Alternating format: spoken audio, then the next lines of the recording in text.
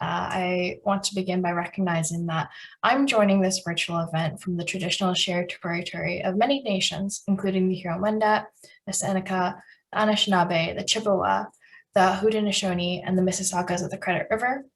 Today, the land we live on is still the home to many diverse First Nations, Inuit, and Métis peoples from across Turtle Island.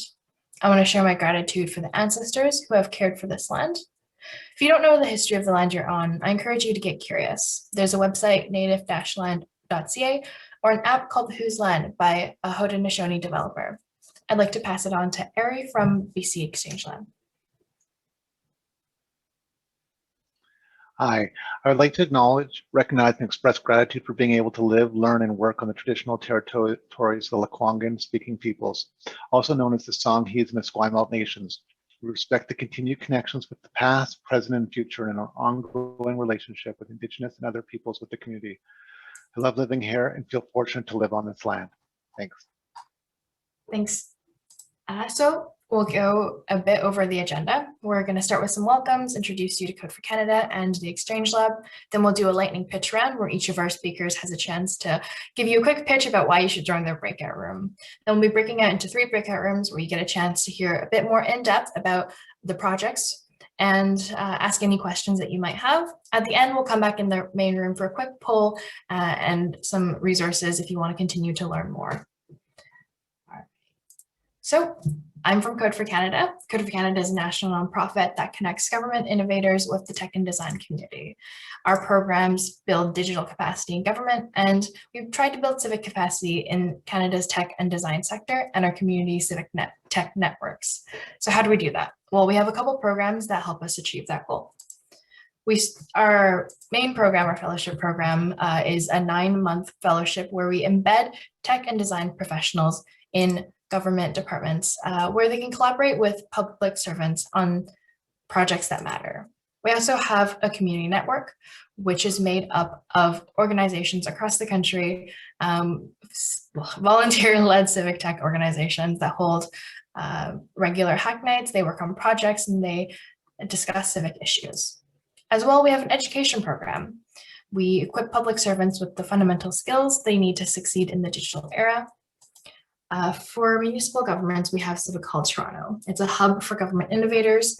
Members get access to workshops, events, project collaborations, and a co-working space for the teams, which is a little less relevant now that we're all virtual. And then lastly, we offer GRIT, which is our usability testing service. GRIT offers the chance for governments and some private sectors to test their technology products with diverse and underrepresented users in the city. So I'd like to pass it off to Steve from the Exchange Lab to give a bit of an introduction. Thanks, Jen, and thanks so much to Code for Canada for inviting us to join you today at your open house.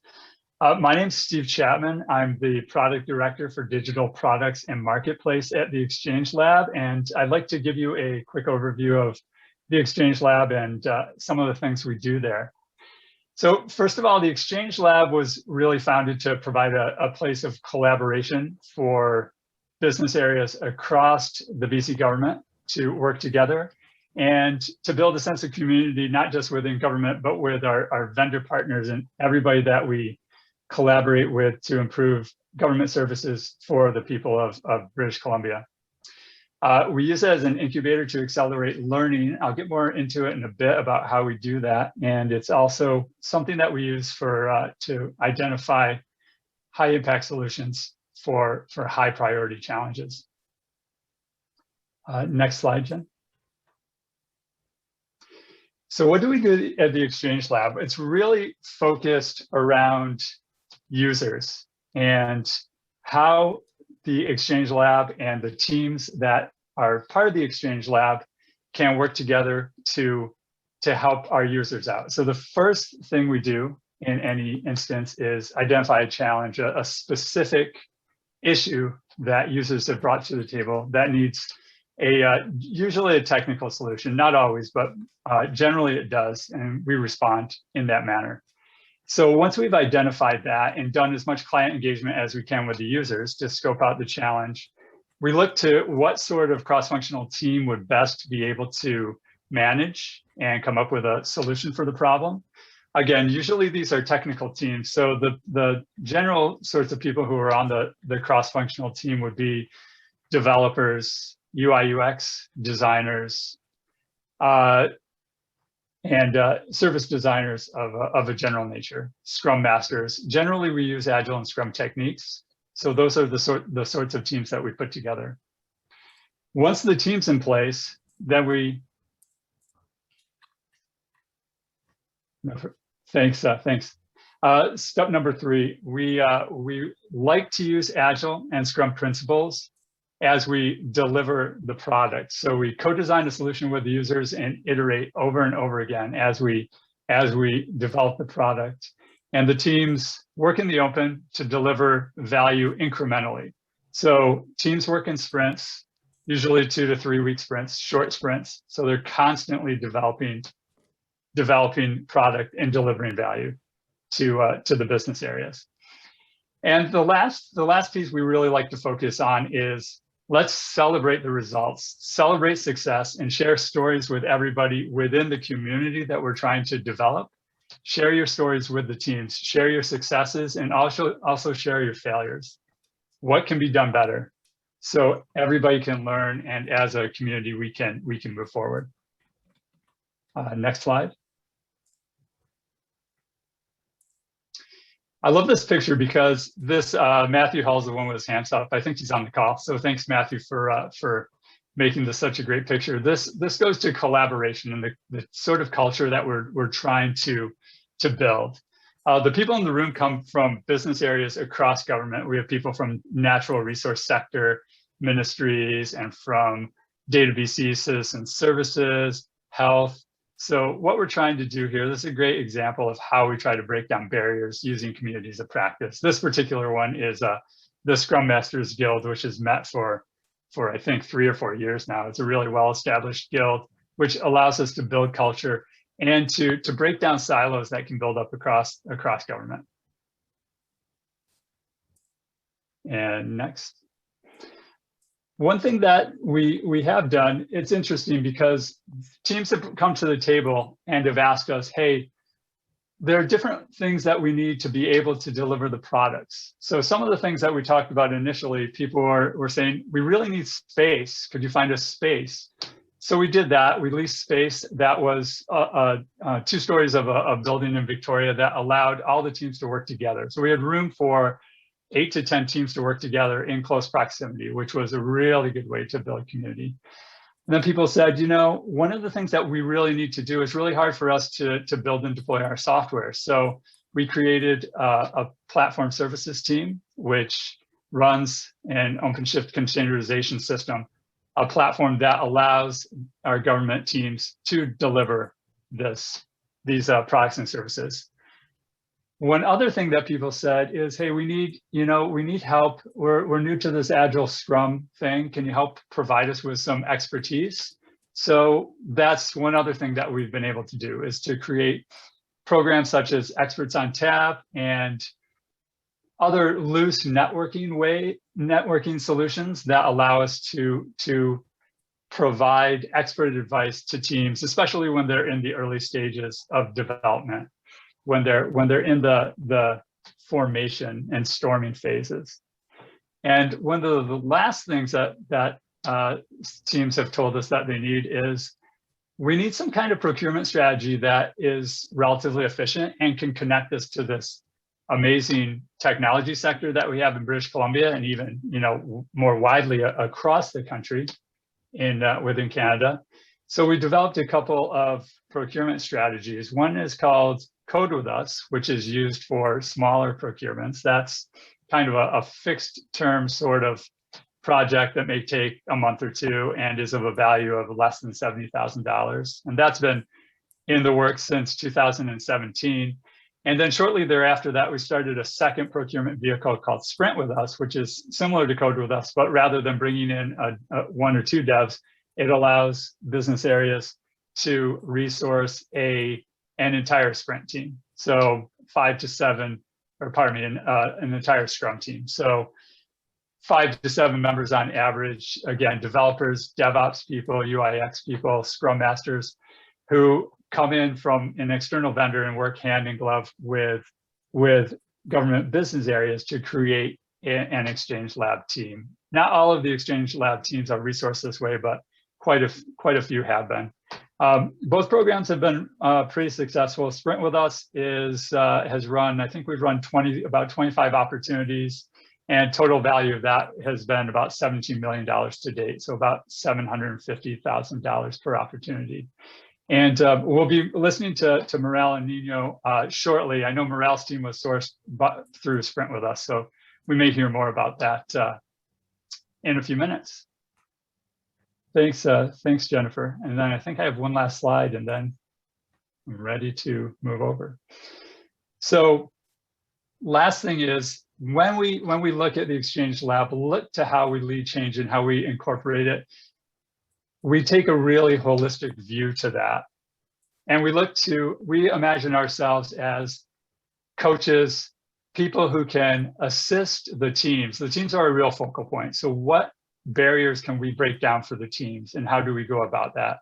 So some of the things that we do, again, look to political bureaucratic awareness, help break down any political issues that may arise, financing changes, and so on. And then the last couple of things we really like to do are come up with ways to demonstrate value so that our government stakeholders understand the nature of the value that we deliver, and really come up with compelling narratives and compelling stories that allow us to advocate for the program and to advocate to scale it up so we can continue to deliver improved services for everybody in British Columbia.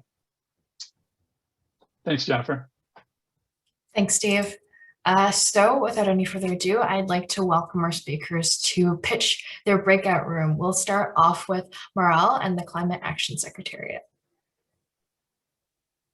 Thanks, Jennifer. Excuse me. Hi, my name is Maral.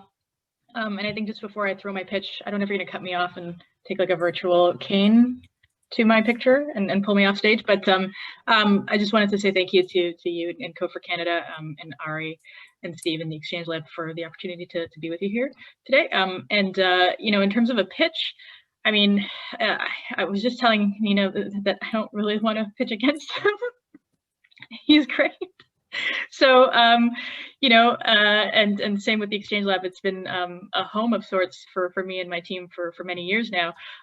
So I'm not a very good salesperson here. I think you would be well served to go to both of those rooms. If, however, you choose to come to the breakout room I'll be in, you know, I can give you a bit of a sense of what some of the big topics that we grapple with tend to be. So I think Stevie kind of set it up for me really nicely in that I run, I'm a product owner for an agile team for the Climate Action Secretariat, which is a division of the Ministry of Environment and Climate Change Strategy in the BC Public Service. And, you know, we've been essentially initially hosted at the Exchange Lab. And then I think we became squatters of a sort because we wouldn't leave back in 2018 at the end of the calendar year there. And we did a Sprint with Us opportunity to solve kind of a really big, I think, complex but also common problem that a lot of folks in the natural resource sectors tend to grapple with, which has to do with a bunch of kind of historical data that's really challenging to understand and to parse through and really interrogate, specifically to do with industrial greenhouse gas emissions. So something that's also very topical and front of mind for us, especially in BC. We had essentially a hybrid team of people from our business area, as well as vendors from the community, come together and at the time be co-located in a room where Steve was describing, right in Victoria, and try to kind of grapple through the problem and come up with something valuable for our business. So, you know, in terms of kind of themes or topics we can really kind of work on in our room, really dealing with, you know, that question of, you know, how do we think about innovation in the context of hybridity in terms of kind of public servants and folks in the community, especially the developer community in Victoria, as well as organizational change. So coming from the Climate Action Secretariat, where we do a lot of climate action and climate science work, we see a lot of kind of change management issues that pop up with relations to this question about what does technical mean, right? If you're like a mechanical or chemical engineer and you understand something to be technical, that can be really different than if you're, really interested in computation and that technical side of things. And so this point that I think Steve made about how most of their teams are really technical is really an interesting problem, I think, to that you see concretized in these contexts, because often what we see is that there's still a lot of communication that needs to happen, and we can foster that as well. And yeah, if you're interested in the topic of climate action, then definitely come to me, I guess, but also the other two rooms will be great, and I would go there too. So sorry, Jennifer, that wasn't a good pitch. Thank you so much. I want to welcome Nino to go ahead and let us know what you're going to be speaking about in your room. Yeah, absolutely. Yeah, you should definitely check out Maral's room. She's like the resident PhD in the lab, so she has probably better answers and more in-depth answers than I will be able to provide about my subject. However, if you are interested in citizen access or patient and family access to their own health records, if that's a problem that in your respective province or something that you've tackled or some of your loved ones have tackled, I think this is a room where I want to hear some of those stories and have that discussion, because that's the problem that we had coming in with the Health Gateway and the initiative we were trying to kick off with the BC Developers Exchange. In BC, as in all of Canada, that the health sector is complex, but to a citizen, that it's really all just universal healthcare. So you shouldn't have to know what agency, what health authority, what health region or health organization you're working with just to get a piece of your health information or even conduct services with them. So what we're trying to do with Health Gateway as part of a big larger movement in British Columbia is how do we make these services and information access more streamlined and in a single place, and also using and leveraging the BC Services Card, which is our, for those of you who don't know, is our digital identity card that can provide that strong identity assurance when you're trying to access this sensitive information. So yeah, we were in the lab, actually shared a wall with Maral's team in 2019, and the challenge for lab teams is how quickly can you deliver value right away for your users, and in this case it's any British Columbian really, and so much like many of the teams, within 6 months we had delivered a product that citizens could use to access their medication information. And then COVID hit, and so it became very, very much more relevant in how do we provide citizens with access to some of those COVID tests and COVID immunizations, as long as the rest of that, their health information, encounters, and visits that are important in ensuring that patients are part of their care and they're empowered to make decisions in their care. So just as we see we see some parallels between user-centered design and in the health sector, it's a real focus on patient-centered care, and that's having the patient as the partner in decision making. And really, you can't do that if you don't have access to your own records. And so, I encourage you to try to call into all rooms at all times. But if you've got some interesting questions or thoughts to share about citizen access to health information, please come and join. Thanks, Nino. I'd also like to invite Ari from the Exchange Lab to chat a bit about their breakout room. Hi.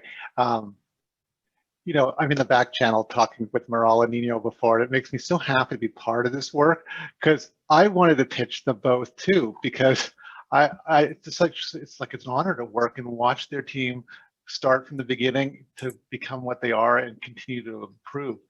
I think it's the ethos of what the lab has been trying to do and continues to want to do better and better, is to bring in teams to create great products and services and great cultures of giving back.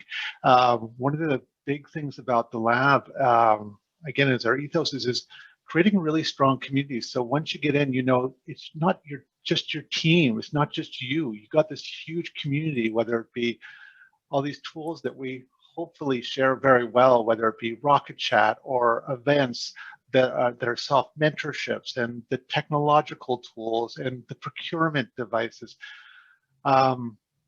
These are all parts of creating a team, and because there's such change when your team starts from the beginning, all the way to the end, with how you're gelling as a team, how you're building your product, and how you're learning from your users.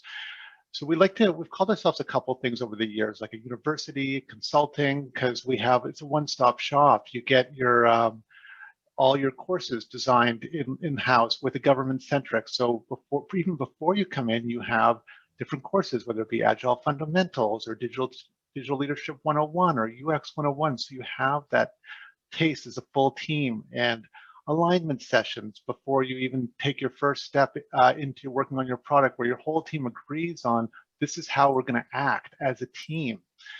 So please go see Maral, please go see Nino. They're both brilliant. If you have time, come say hi to us. We'll be happy to share how we create the foundations for building strong teams and services and products that can continually grow. As well as if you want to take a deeper dive, you could come take a tour of the lab in the future. They're open to all, and I'll post that in the chat. Thanks.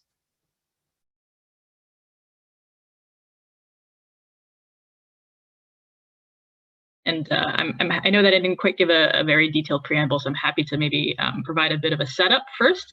Unless if folks have like really burning questions that you want to use to frame our discussion, or Kevin, I don't know if there was anything specific you want me to hit on. But yeah, maybe I'll pause and see if anyone. Yeah. Thanks, Maral. I'm also excited to like hear your stories and your experience with BC Exchange Lab. But yeah, I guess like in here, anyone, you could just write down your questions in the chat, or just like ask Maral, like popcorn style. And I think we have around 25 minutes for this breakout session. So prepare all of the questions that you have. I already have a few questions that I'm asking, but I want to ask, but I want to give the table for everyone as well, if anyone have any burning questions. And hi, Jenna.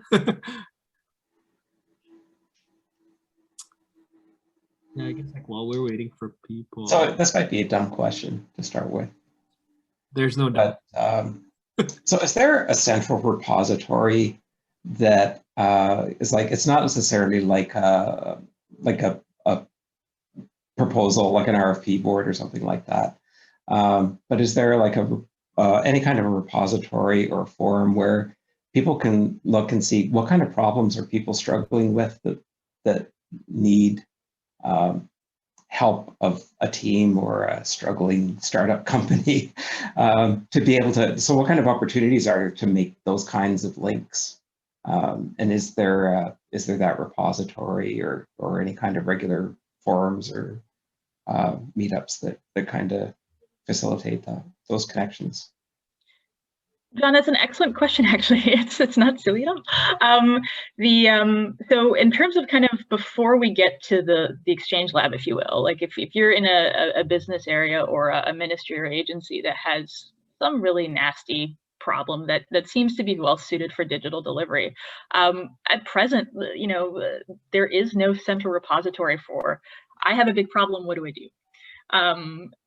That just, unfortunately, is quite fragmented across government.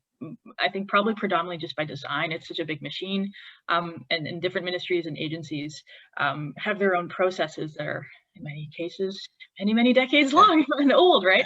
And so you've kind of hit something on the head there, which is that we have this really big problem where people know they have a problem.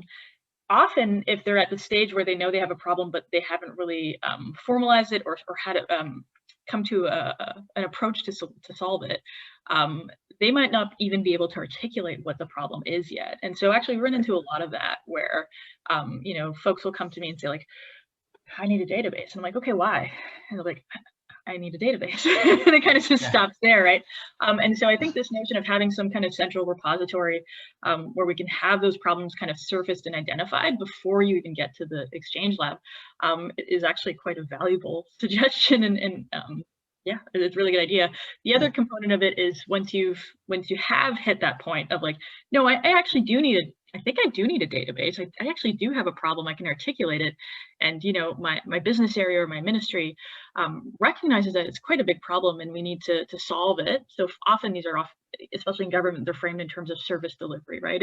And user centricity of, for instance, I work on industrial climate mitigation files. And so the notion that citizens should have an understanding of what emissions look like for large industrial operations in BC in the context of our current climate is something that's quite valuable, right?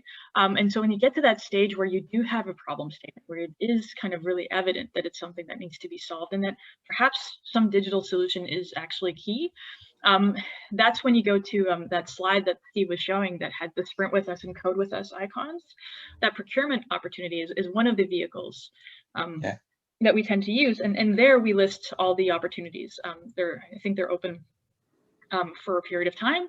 And folks can go take a look at them. Now, mind you, at that point, they're quite distilled, right? And so they might really be kind of high-level descriptions. So there's no central repository, and I think that's a really good question, and probably something we need to grapple with.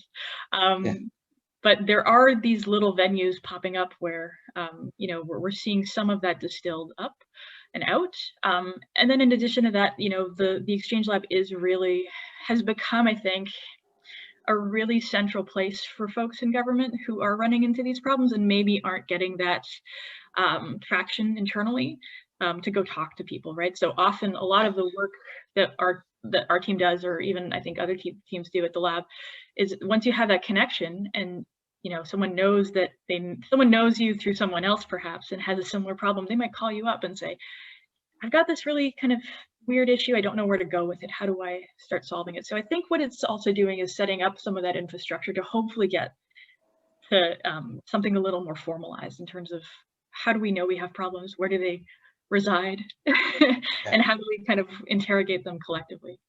Okay. Good.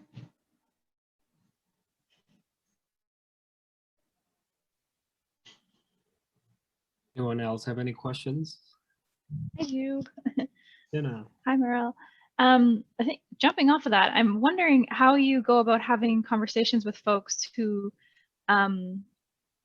either know they have a problem and are very prescriptive and really jump to form when it comes to how to solve it, or on the other hand, know they have a problem and never even begin to think about a digital solution. Like who sort of has those conversations with folks, and how do you get them to stop thinking along those two far ends of that spectrum? Yeah, that's an excellent question, Jenna. You know, in some ways, as perhaps unpleasant as it might sound to encounter the former, I think the more prescriptive type, they're probably going to surface the issue much more frequently than the other, right? One of there's no kind of formal role or responsibility as of yet across government, at least in the BC Public Service. But one thing that we're seeing, and I'll speak from the position that I operate in, is that now that we have, you know, this experience, and now that we've gone through it, especially we have this connection to the Exchange Lab, and it's an extremely supportive environment. What tends to happen is that anyone related to my business area, anyone at the Climate Action Secretariat, if they do have someone who's either on the really prescriptive end of like, no, this is exactly the problem and I know and I'm going to build it myself, they're prompted to come talk to us, right? And just even if and they might be really rigid in their interpretation of the issue or even the solution. But what we find is that often in these situations, if you're grappling with something that's been causing you a lot of strife professionally, right, and it's impacting your work, you often just need to be heard and listen to, and maybe have a point of connection and say, hey, you know what, I hear you, that sucks that you can't access your information and run your program effectively, right? Ultimately, everyone's grappling with a problem, and I think having a point of connection that is informal even to start talking about it and being exposed to developers too, right? In some contexts, especially with the work we do at the Climate Action Secretariat, again, the technical is not technical in a software development kind of way. And so a lot of these folks are really great subject matter experts who understand a lot about, you know, math and science, and just having a conversation with a developer soothes them a little bit, and understanding that, okay, like I'm not completely out to lunch here with my assessment, right? Or like, I think this should be the solution. And someone says, yeah, that's a really good idea, but here are the constraints you have to think about. And they go, oh, wow, that's really interesting. And so we actually see a lot of actually productivity coming out of those types of prescriptive positions, if you will. On the other hand, where we have folks who really aren't even thinking about a digital problem or service delivery matter, that one's a little more challenging because it's more of a question of like, usually it's a bit of disengagement or maybe an unawareness of how to engage perhaps is a little bit better framing. And in those cases, again, I think it goes back to what Steve was pointing out in his presentation, which is it's really change management, right? And if you push too fast and if you push too hard, it doesn't work, whether the person's prescriptive or really disengaged.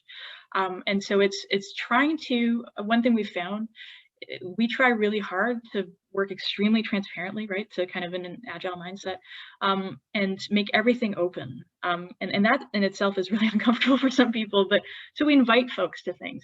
Say, whether or not you're ready to talk about a problem, whether or not you even know you have one, just come see what we do. And come spend a little time with us. And so we have a bunch of ceremonies. So every 2 weeks, we report out essentially on the work we've done for about an hour. And we show demos and we say, hey, this was the business problem. This is the policy issue. This is how we like literally codified it in our application. And then we have a conversation about that. And I find that those moments of interaction where it's not as scary to engage and we demonstrate a flexibility with the approach, seems to get those folks who are maybe less interested in participating to come aboard. But it is a really tricky problem because it's context specific. So you're not going to have I don't have a playbook that I just ran through, right? Like I really have to get to know the person and the business area and the dynamics before I can even start to kind of engage with them thoughtfully. I don't know if that answers your question or resonates, but yeah, that was great. Thank you.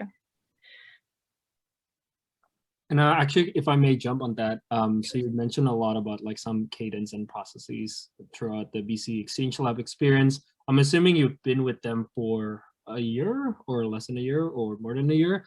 What did you like most about the process overall when you joined with them? Yeah, so just to kind of jump in the middle of that question, so we actually started the Exchange Lab in 2018 in December. So we're kind of like the resident squatters. They had to force us out just because we like it so much there. And they're very lovely about it. It was a very generative decoupling, if you will. But in terms of kind of the processes and what we really liked, so going in, we came from a business area that really did not have the capacity to build software in-house. Like that wasn't, industrial mitigation really has a lot to do with like greenhouse gas quantification and understanding like, what kind of a boiler a particular industrial operation would have, right? And how does methane get vented or flared? And so those types of questions, again, like they're technical in a different way. So going into the lab, we didn't really have I think much capacity in our business area. And it was quite, I think for some of my colleagues, it was quite a shock to go in and be told, yeah, like, okay, I know you're career bureaucrats, but let's just invert the entire model. And from now on, you're working in this one room with developers and designers and a scrum master, which, you can anticipate if you've never encountered those terms, you're like, what are you talking about?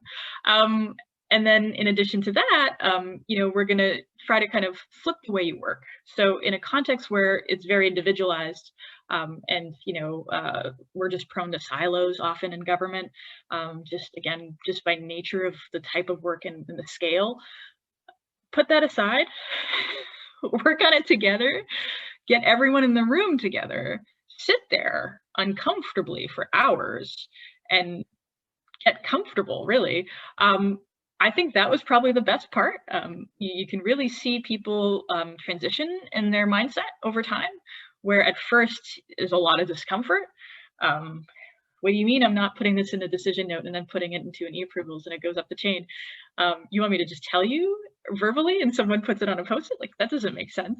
But over time, what we've seen is that those processes, so kind of using kind of a Scrum framework, if you will, where we work on a 2-week sprint, where we have daily stand-ups, right, where we check in with the team and report out kind of really transparently and frequently, has started to kind of actually transform our business area that's not working on this stuff.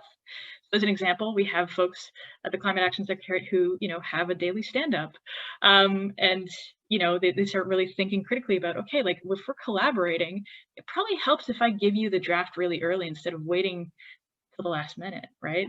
So yeah, that sort of stuff. Sorry, Kevin. Oh yeah, no, it's just like clapping. That's amazing. Oh, I thought the hand up, sorry. It's a clap emoji.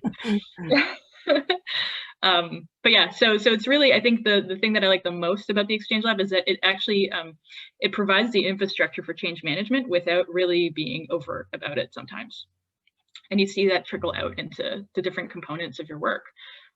Yeah, and there's still some folks who just don't really appreciate some of it because it's very different, right? Like, so, I definitely encounter folks in my day-to-day, not at the lab, but who think it's confounding that, I have a daily meeting with everyone on my team and we talk about the problems of like, okay, something went really wrong. Like, how do we fix it? Instead of, maybe kind of dealing with that in a more discreet fashion that we might be accustomed to. So the other component that I really like is that what it has done for at least our team, and I think a lot of our business, is that it helps us surface dysfunction quickly and without blame, which I find extremely invaluable, because if folks feel safe to talk about risks, and we can record them and we can tackle them together. And it's, less scary. So I think those are the two things I really like, is the notion that we can actually work more transparently and collaboratively as a result of this model, and also that we can actually start to really think about collaboration as not something that's oppositional by nature. Thank you so much for sharing that transparency and collaboration. So yeah, for sure. Let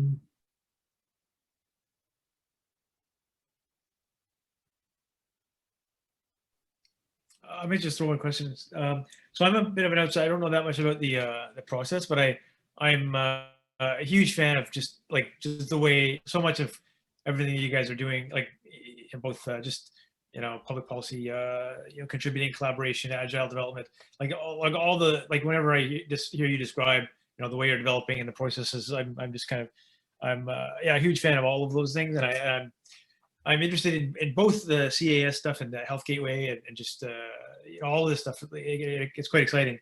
And I'm not sure how, if you've got, I think you talked a little bit about not having a repository of things you're working on, but even just within the CAS group or within the Health Gateway, is there somewhere where I could find out a little bit more about maybe the sub-projects you're working on, or what you're focusing on, or even, there might be areas where you might need help, or maybe, there's certain things that are already mature. You don't it's just, you've got a closed group, but there are other areas where you're sort of in the process of fleshing it out. So you might be looking for people that are excited about something.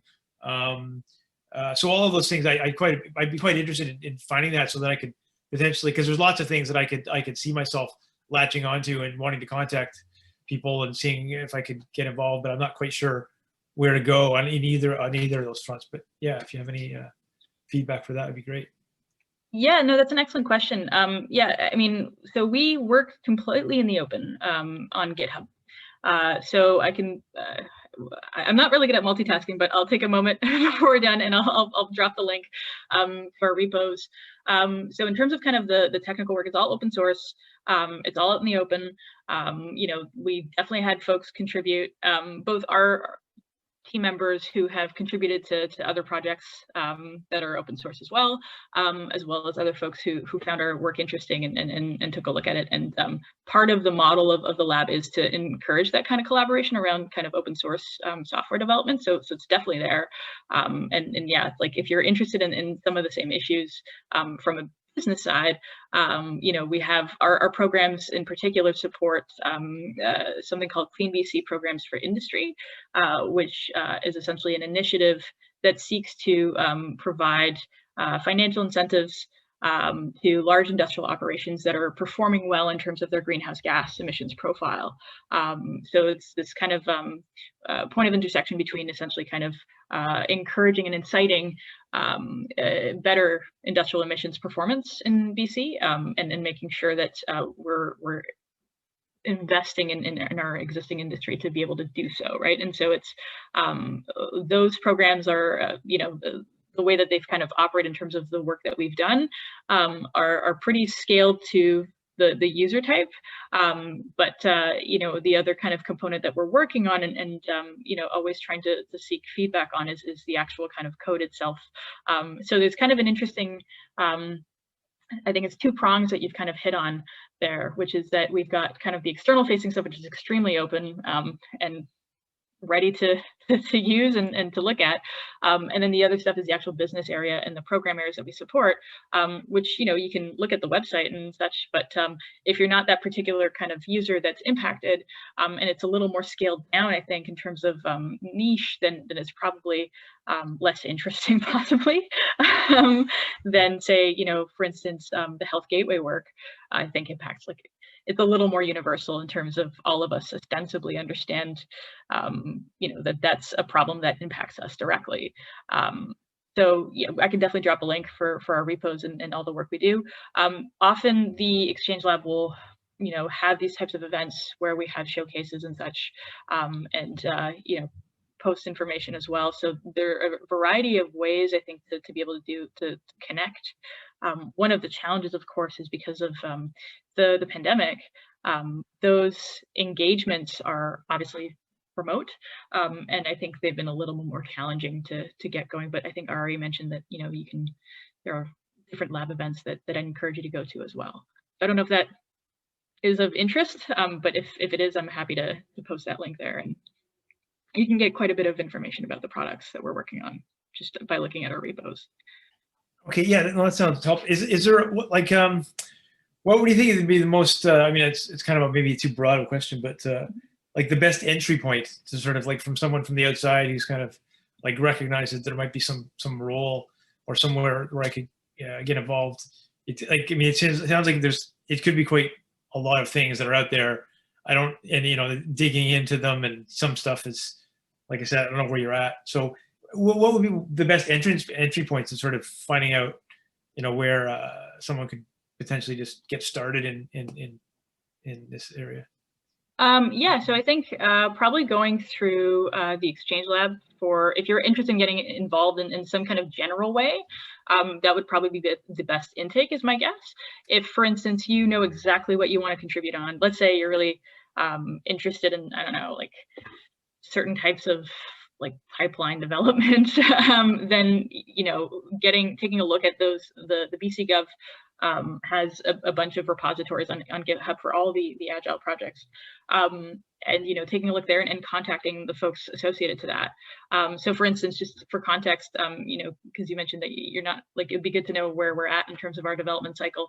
We've been in production with one of our external user facing applications, so the one that I mentioned, where we essentially try to provide some data collection tool to large industrial operations that have a duty to submit information to the province about their industrial greenhouse gas emissions year over year, while also kind of being able to provide additional information to our act and regulations that make them eligible potentially for some kind of incentive that they get back from the carbon tax paid above a certain rate.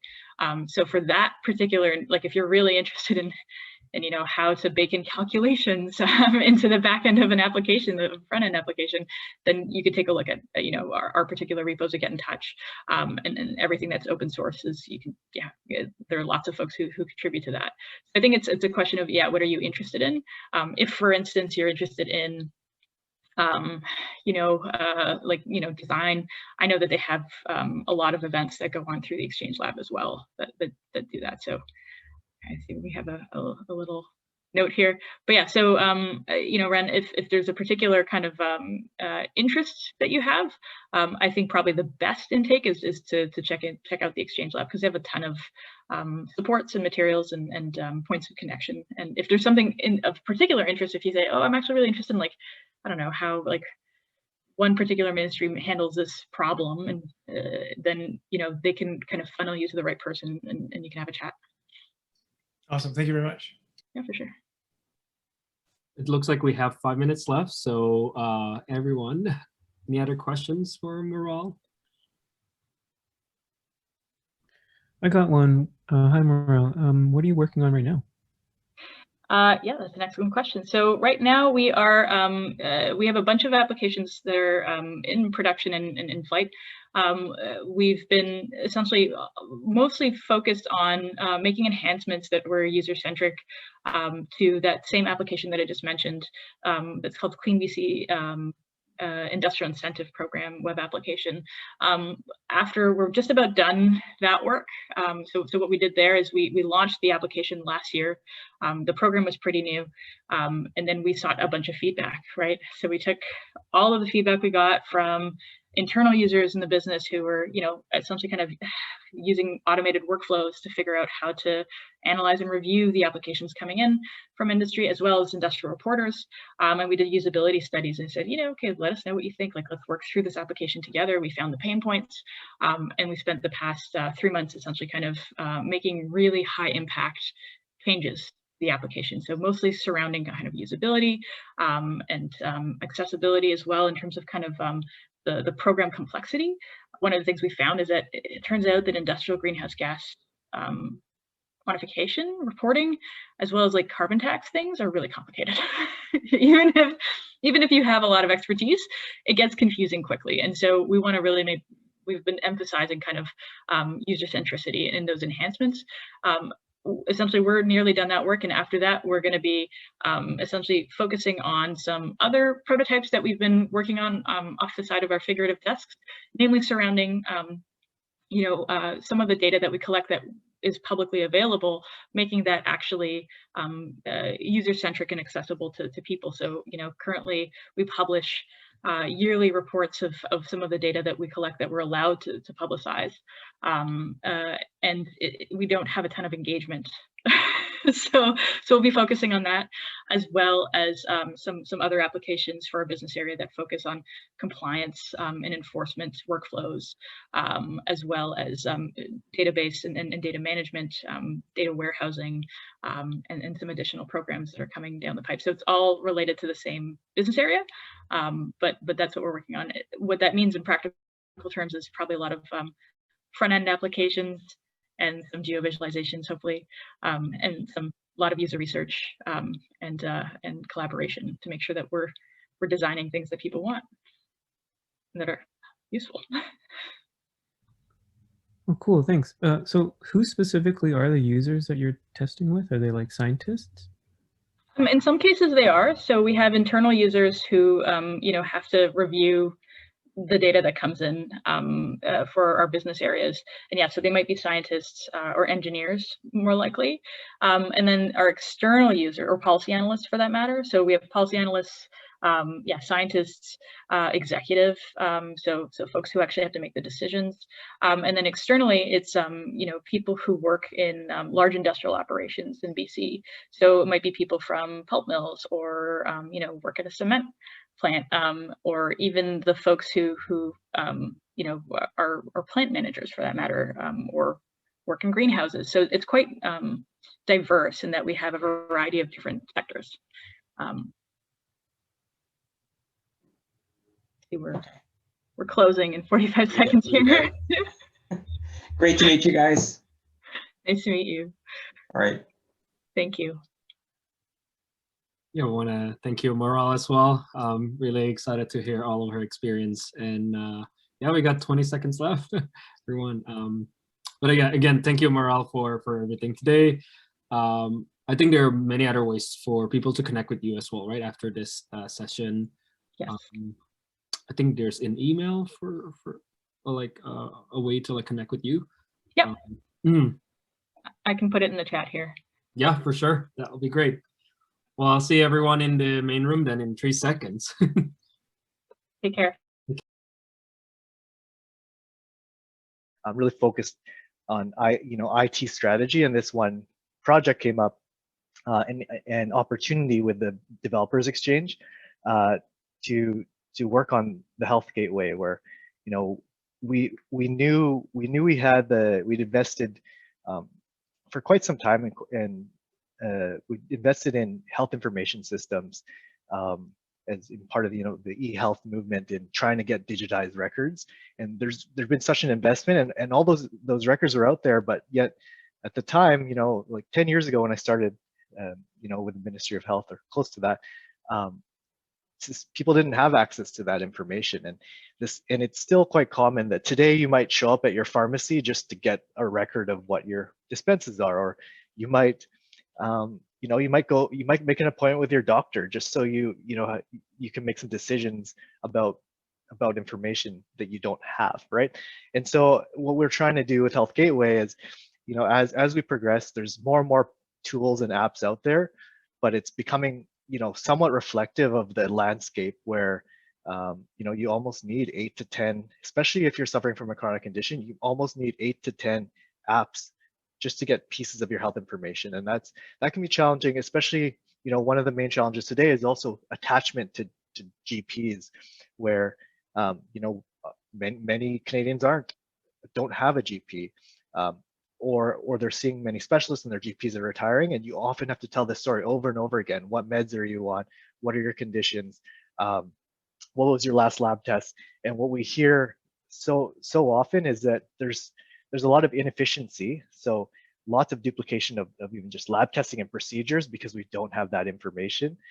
And the worst case is that not having information to make informed decisions results in potentially devastating circumstances for citizens. And we hear there's a lot of stories of that. And so how can we empower citizens with having that information? So that's the lens, and those are the questions I'd love to answer.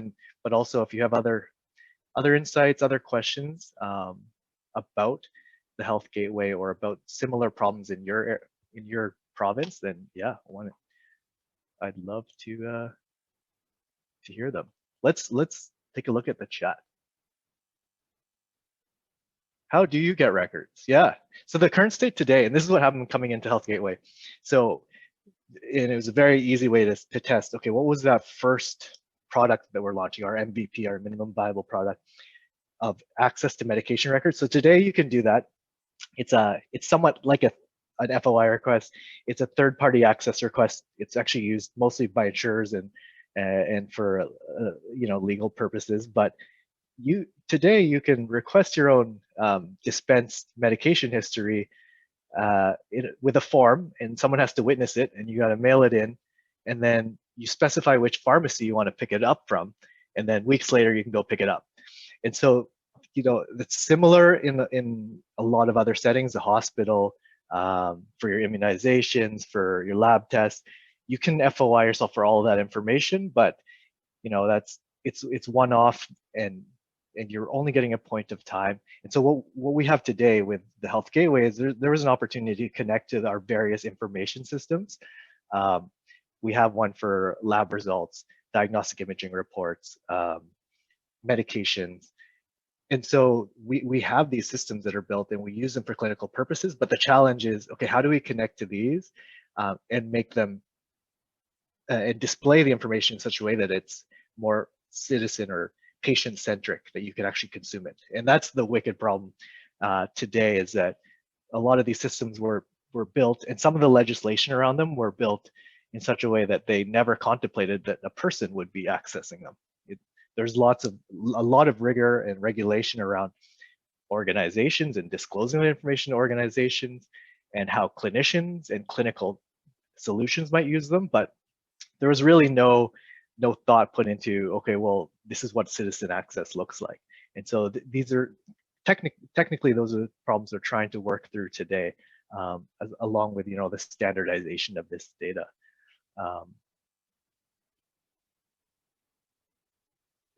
Do you have to access? Great. Did you consult families? Yeah. So yeah, definitely. So one of the pillars of our initiative was around user-centered design. And so the first thing we did was put out a call to one of our patient groups, Patient Voices Network, which is essentially a group of patient volunteers with our BC Quality and Safety Council, where we could reach out and put a little opportunity, an engagement opportunity, and recruit residents all across BC to participate and help us understand, okay, well, how might we build this this tool? And so we worked, yeah, I see Ovi says, we did interview Ovi as a citizen representative as well. And so this was an interesting exercise for us in trying to understand who are these people, how do they access their health information today, and trying to get a good representation of who might the different user groups be. And so this was pre-COVID. We actually went to people's houses and watched them look at their information. Some were so gracious enough to show us the several binders that they had, which is, if we could move away from binders and get this digital access at your phone, at your fingertips, we're moving in the right direction. So we were able to look and parse through, oh, that's how you store your information. And there's a lot of learning in that observation. And so definitely had a couple rounds of that. And now with Health Gateway, what we're trying to promote is a constant user feedback, because we're closing in on 150,000 users, and there's awesome insights that we get every day into our help desk, into our feedback in the application that we provide, an ability for people to leave some feedback. So there's always insight, and I always say, if you follow, what the queries and the complaints are to your help desk, you'll probably have a bunch of user stories. So user stories that are features that you might want to implement, because there's always nuggets there. Rather than treating the citizen, the user, as someone who just needs to learn your system, I think it's almost the inverse. Can we learn from, why you're trying to interact? Yeah, what are the main points in the process management? Yeah. So Matt has a good question on yeah, and a very, very interesting question on data quality, and data integrity. And this is coming up, and this is, I think, what we're going to see today, and moving forward with Health Gateway is we're going to force a lot more interrogation of, okay, well, this is my record, but there's inaccuracies, and like I said before, a lot of these clinical systems we're connecting to or have always been used by clinicians in clinical settings, and I think there is a certain degree of I think there is essentially, if there were records that maybe weren't as complete, or if there was somewhat of an inaccuracy in it, or the way that doctors or clinicians made notes wasn't in a manner that had to be readable by citizens. So now what we're doing, as soon as we expose this information, we're starting to see, okay, well, there's not consistency in how different health organizations record that information. We're also seeing that, oh, there's some gaps in the record that maybe we didn't have enough rigor in our processes for correcting. So we're seeing it with, even with our pharmacy records, immunization records. This is the first time the citizens are able to see it, and the quality now that I think we're forcing a higher level of quality in how that's recorded, in the process by which information is captured. And we see that with several of our partners with patient portals, that now clinicians are even starting to rethink, well, how might I make my notes, right? And it's not just a dictation anymore, that's all short form. It's how do I make this in such a way, knowing that someone is actually going to look at it as part of their own record. Yeah, edge cases. Yeah, I think there's certainly quite a few edge cases that we continue to think about and tackle around one for medications, and we're going to come across it in lab results, is we have some regulation today that essentially allows the citizen, the patient, to put protections on their health records, and so even with Health Gateway today, what's exposed now is that we have these protective mechanisms that that we now have as part of access to your own record. You have this protective word or secret for a couple of the systems that now citizens, can see that, oh, I did set a protective word, and maybe I can start managing that. And so it's gone from an edge case to maybe I can start controlling, at a more granular level, the consent that I have on for access. Because right now, in a clinical setting, if you present at, say, a hospital, it's kind of implied that people will see your record, but that doesn't necessarily have to be the case. If you're managing that, if you have the ability to manage that, then we start to see that shift in patient control. Good. How long does consultation take? So the consultation was interesting. Working with UX or user experience designers is always an interesting thing. And what we really focused on, instead of just having a workshop, at the beginning, middle, and end, and saying, oh, we consulted with citizens, it's been ongoing. So we've done 2 rounds of that patient voices style networking, and a lot of it has been one-on-one throughout the project. So there was a time where we engaged every week with at least 2 users, 2 BC residents, as we progressed and started to test out some of the concepts and just tried to understand who are all these people, because we've kind of formed in our team some of the archetypes of, okay, well, this is Jay. I see some Health Gateway folks are here. They love Jay. This is Jay. He's middle-aged, has a chronic condition, and these are his interactions with the health sector. This is Claire. She's a mom and managing the health of her children, but also has some elderly parents. And so doing that and trying to map against some of these archetypes helped us understand, okay, well, who are these people and who are these users? And so, yeah, a couple, I think 6-month long engagements. And we continue to do it today. I think it never really ends, because being an agile team, we're open to that feedback, and we really want to learn, okay, well, is this being used? Does this deliver value? And is there room for improvement? And is there a new feature, a new use of the information that we never contemplated? Great. BC Services card, comments. Surprising, unexpected findings. I don't think there was anything too unexpected.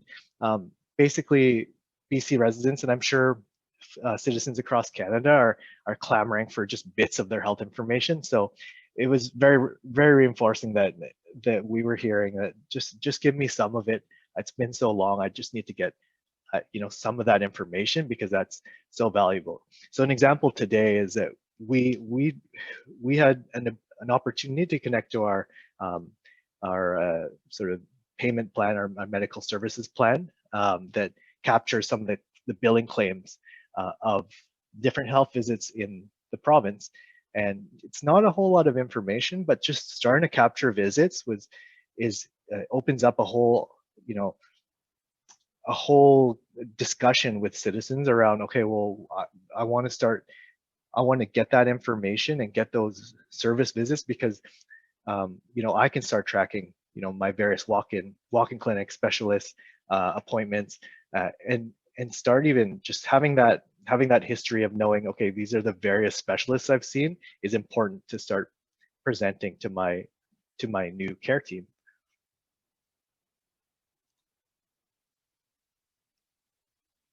What are the Health Gateway's plans for leveraging citizens' digital wallets? Matt's just going out there. I'd love to see some chatter about digital wallets on the side, just to say that, start off. But definitely, so basically with Health Gateway, that the whole premise is starting to provide citizens with with control, or access and control of their information. So right now it's simply access, but what we're designing today puts the protections around that health information, and a shift in that information is now yours to be able to share with your providers, with your family, and potentially third-party applications. And so there's nothing that would prevent a citizen in the future. And this is where the whole governance question comes into play, around how the BC government, how the Ministry of Health starts to onboard other parties, other third-party applications, but it really allows for a citizen to say, well, I have I have diabetes, and I know this app is very helpful, and I can then share that information with that app so that I can start doing other tracking.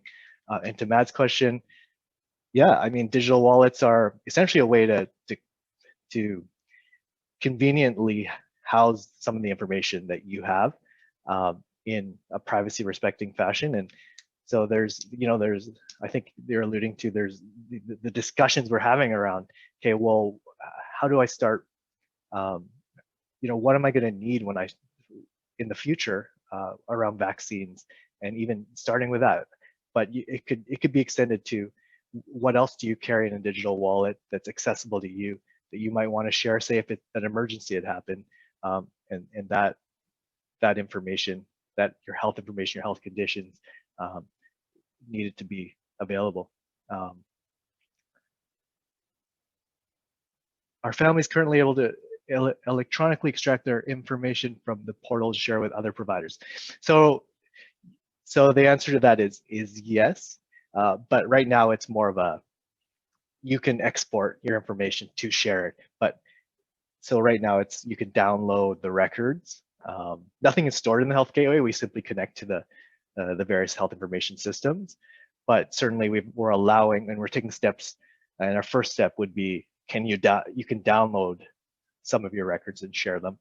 And in the future, what might that look like if your GP could see some of that information, or if you needed to share with, say, an allied health professional that doesn't have the same sort of access that our publicly funded clinicians and care providers do.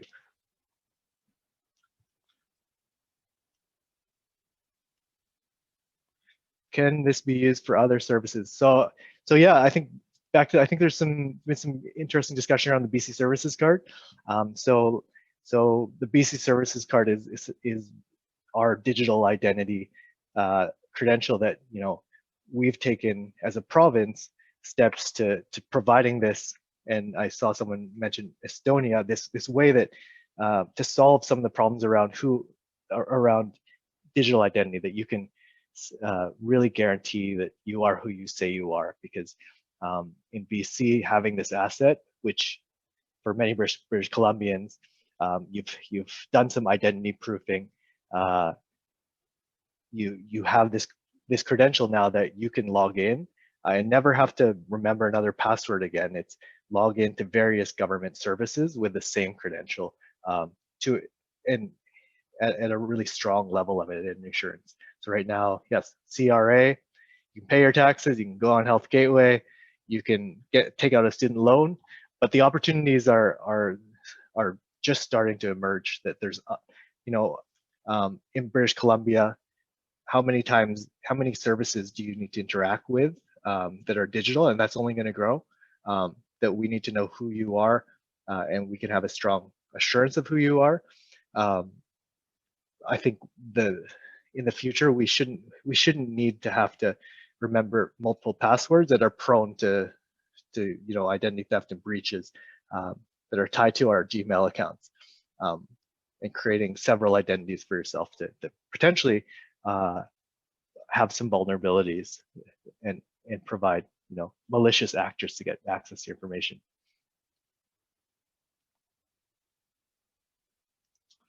Any other questions? Yeah, when can I see my care team? That's a great question. That's Brad Head. He's on my team, I think. He definitely. So this talk of patient-centered care is really about having a care team that that is involved, that knows about you, that's full service, right? And so that's kind of the shift. And I think one of the challenges today for Health Gateway is how do we promote that, that sort of circle of care that we're contemplating, that you have a GP, you have a nurse, you have various specialists, maybe a physio. How do we promote that team and the citizen and working together to to to improve your health or maintain your health.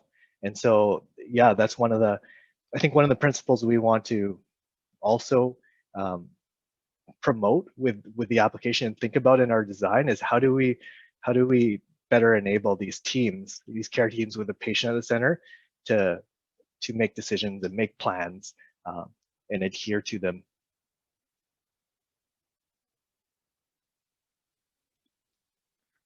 Technology. The underlying technology. So with the health gateway, and I think Ari and Steve alluded to, was this need that we had to have this, to build off a platform of some kind, so that each team didn't have to come in and go through weeks of provisioning just to get the servers and all the other components needed to start building their applications. So from day one, we were able to come in and say, and actually deploy our application, our hello world of an application within a week or two. And so building off of a platform team managing some of the infrastructure, then our team coming in, working fully open source, as many of the BC Developer Exchange teams do. And then for us, it was a very much, I think our team was had a lot of experience working with the .NET framework, and so that was logically where we'd start.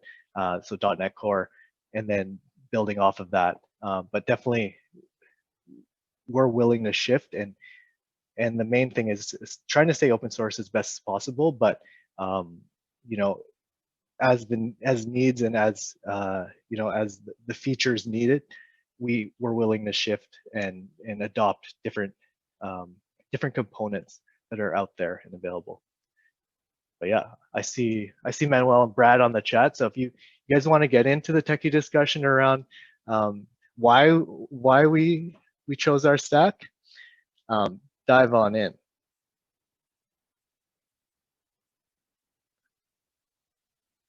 Yeah, definitely data security. I think definitely with our application, there and working in this OpenShift, as David has said, the Red Hat OpenShift environment, we're starting to move beyond into almost a next generation of security, where it's not your typical, oh, we got firewall set up. That we're starting to get to such a point where our security is based on zero trust between applications, even within OpenShift, and adopting some of the more a higher standard of security and authorization, authentication between applications.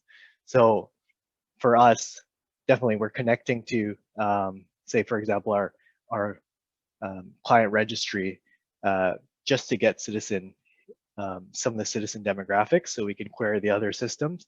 I think there's definitely room to continue to build off that security, and right now, I think part of the one of the values of using the BC Services Card is that only the citizen can actually access their own information, because we aren't able to actually fetch a record that isn't the citizen. So yeah, I think we can, I don't know if anyone wants to chime in more on security. I'm clearly not a security expert.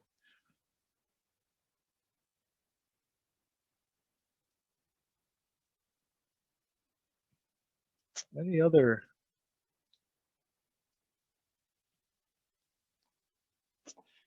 Good. Anyone want to be so brave as to ask a question out loud? I'd love to see someone ask it out loud and see your face. So Nino, I'm not going to ask a question, but no one's asking. So this is Brad. Hello, Brad.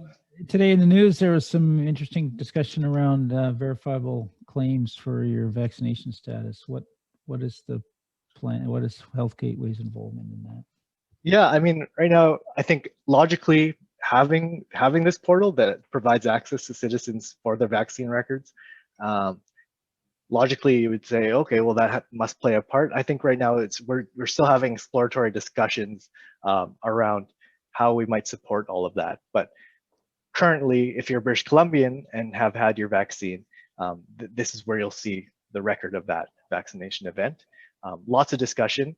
I think BC especially is primed, having our digital identity credential, having the citizen access and that control of their record. We're primed to support any type of vaccine proof in a privacy respecting manner. So I think that's all I'll say to that. But yeah, more to come, I guess. We're all watching with bated breath. Just want to give a quick 1-minute warning. So you have about 40 seconds if you want to answer a quick question. Otherwise, we'll be popped back into the main room. Cool. One follow-up comment on that verifiable thing is